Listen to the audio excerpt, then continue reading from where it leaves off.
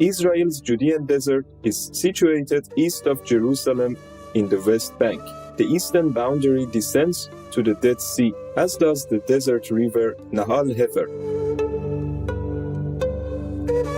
Translated as Brook of the Friend in Hebrew, the Nahal Hefer flows from the southern West Bank region of Hebron. Just 19 miles or 30 kilometers south of Jerusalem, Hebron is a Palestinian city, the most populated city in the West Bank, nestled in the Judean mountains 3,050 feet or 930 meters above sea level. Around year 132, conflict broke out in Judea. To defend the Jews of the Roman province, Simon bar Kokhba and his men created large numbers of underground hideout caves in towns and villages. The cave systems, interconnected by narrow passages, were also used for storage and refuge for their families. Evidence of this period was provided in the discovery of fragments of papyri, documents, and letters written in Greek by Bar Kokhba and others in the Nahal Hefer Cave of Letters.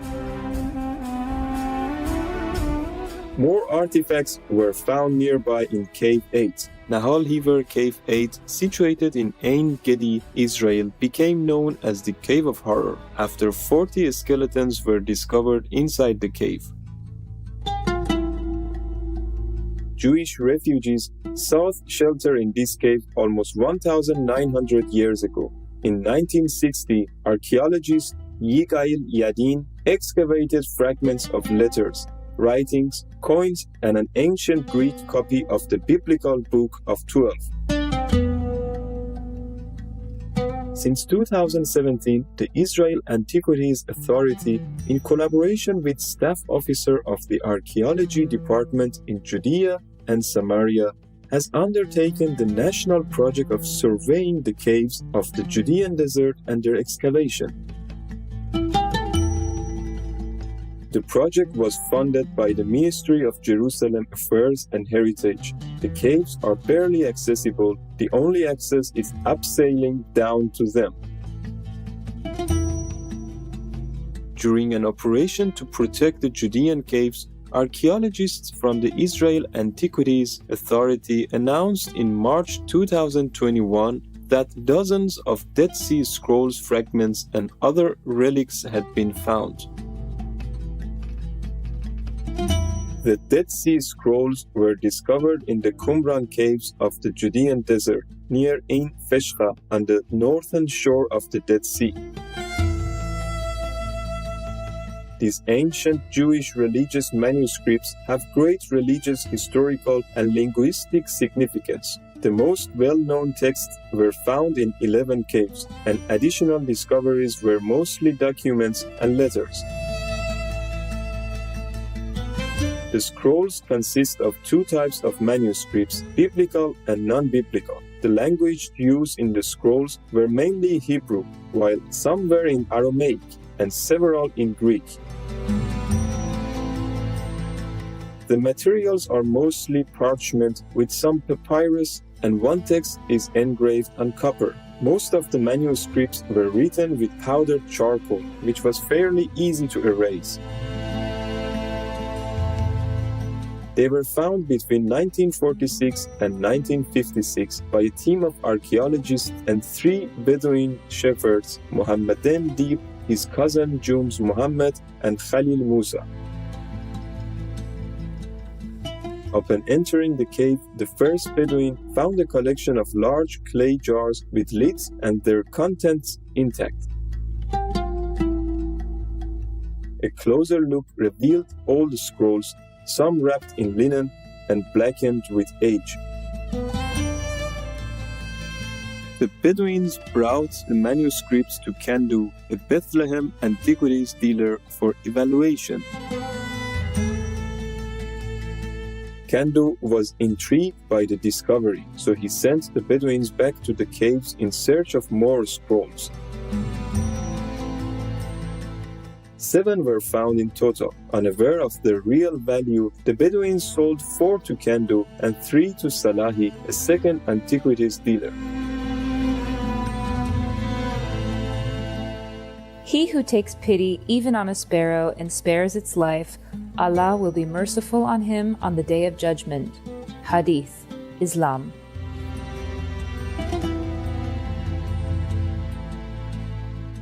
Let us take a few moments to thank all the archaeologists for their diligent research. We'll be right back to find out more about what happened to the scrolls here on Supreme Master Television.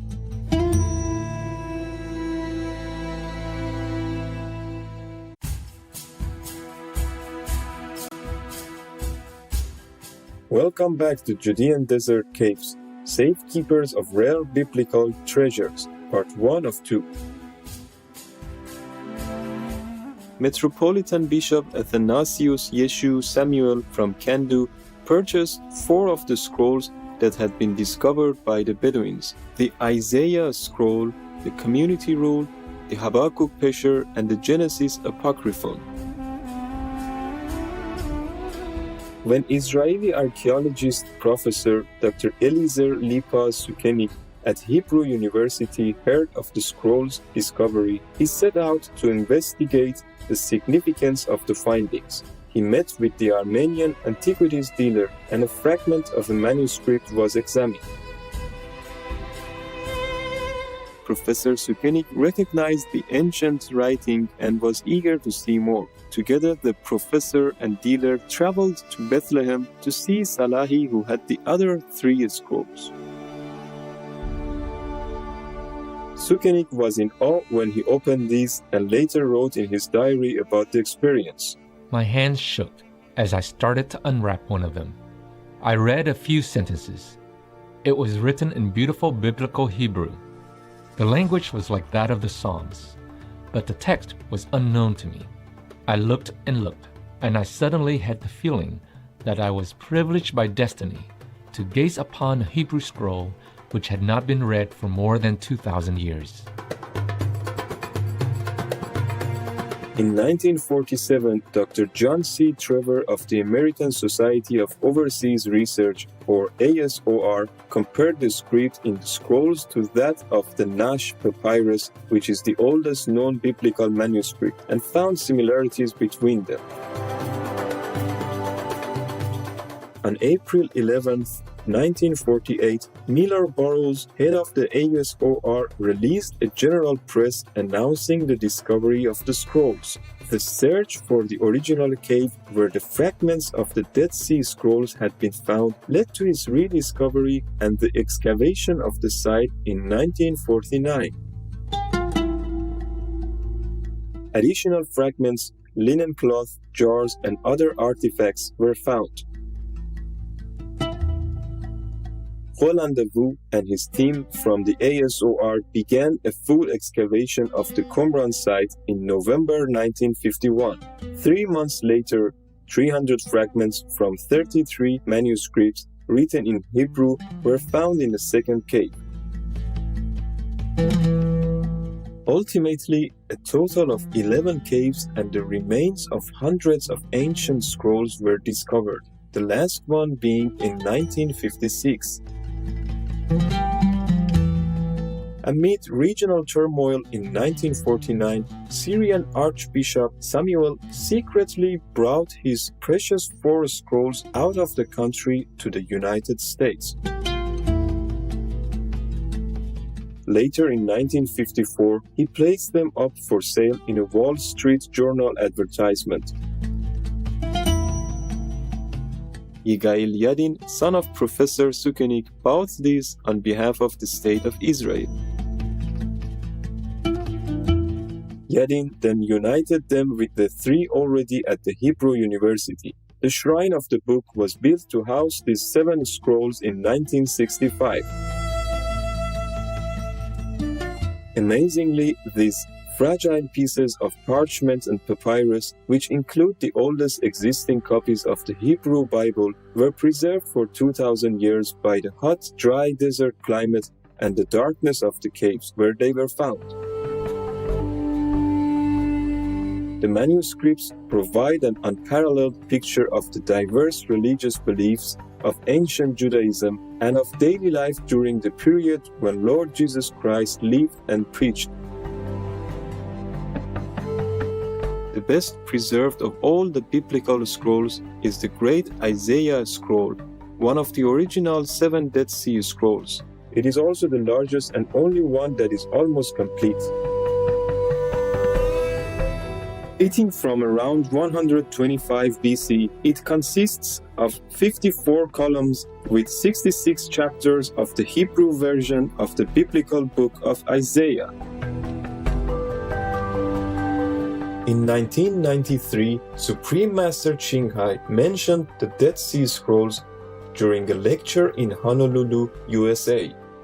The Christ teachings in his time and the Christian teaching at this time are all right. Both are all right. Maybe the present teaching of Christianity is missing, has been censored in some part, but this I dare not say in case I be in trouble. And the other teaching of Jesus while he was alive may be more recorded, you see.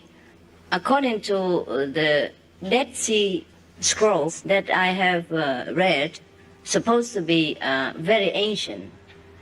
Even while Jesus was alive, it was recorded. There are many things, some things are missing in the Bible. What fascinating discoveries and insights!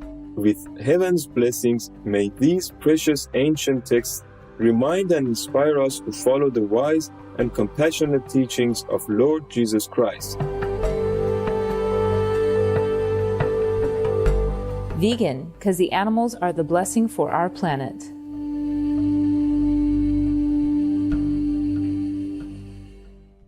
Blessed viewers, thank you for your delightful company today.